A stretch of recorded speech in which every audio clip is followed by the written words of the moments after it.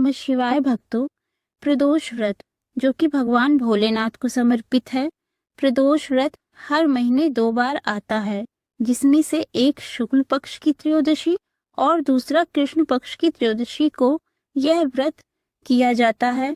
स्कंद पुराण के अनुसार त्रयोदशी तिथि में संध्या काल को प्रदोष व्रत कहा जाता है। यह समय शिव जी की पूजा के लिए श्रेष्ठ होता है। जब प्रदोष का दिन सोमवार को पड़ता है तो इसे सोम प्रदोष कहा जाता है। सोम प्रदोष का दिन भगवान शिव को अत्यंत प्रिय है। इस दिन भगवान शिव विशेष रूप से प्रसन्न होते हैं।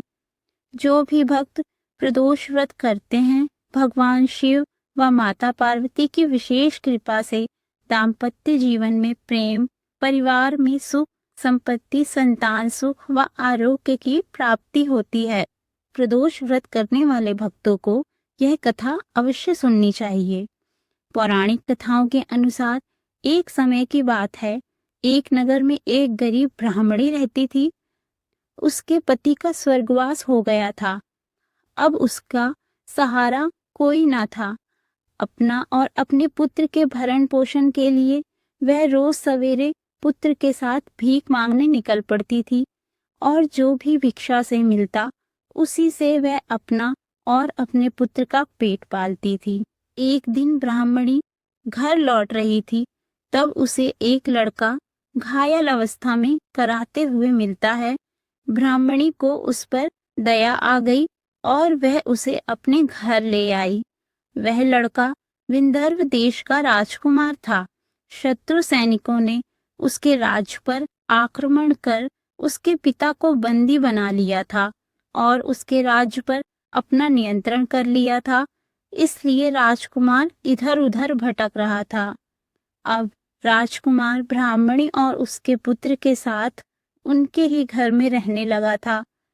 एक दिन की बात है, दोनों बालक वन में घूम रहे थे।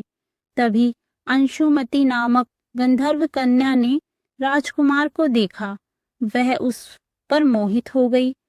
अगले दिन अंशुमति अपने माता पिता से राजकुमार को मिलवाने लाई।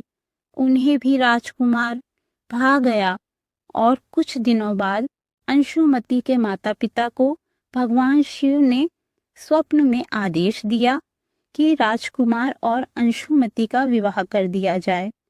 उन्होंने वैसा ही किया। ब्राह्मणी शिव भक्त थी और प्रदोष व्रत भी किया करती थी।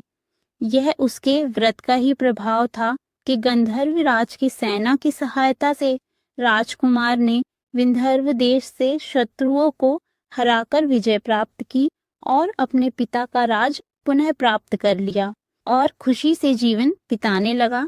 राजकुमार ने ब्राह्मणी के पुत्र को अपना मंत्री बनाया। यह सब ब्राह्मणी के प्रदोष व्रत करने से भगवान की कृपा से हुआ। जैसे ब्राह्मणी और उसके पुत्र राजकुमार के जीवन में खुशियां आई, वैसे ही भगवान शंकर अपने सभी भक्तों पर कृपा करते हैं। हमारी ये वीडियो आपको कैसी लगी कमेंट सेक्शन में ज़रूर बताएं और इस प्रकार की जानकारी के लिए हमारे चैनल को लाइक, शेयर और सब्सक्राइब करना ना भूलें।